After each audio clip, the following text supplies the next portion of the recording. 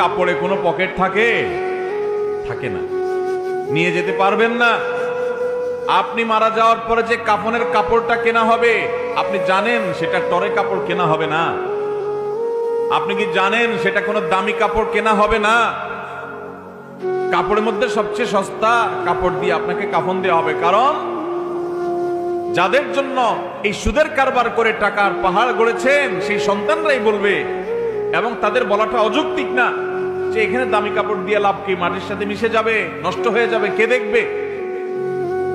দামি সাবান দিয়ে আপনাকে গোসল করাবে না।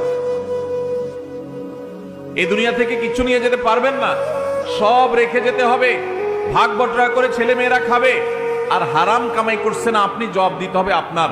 আপনার চেয়ে বড় নির্বোধ কে আছে যে কামাই করবেন, চুরি করবেন যাদের জন্য, তারা কেউ আপনার চুরির দায় নিবে না। আপনার শাস্তি আপনাকে ভোগ করতে হবে, তারপর আপনি অপরাধ করতে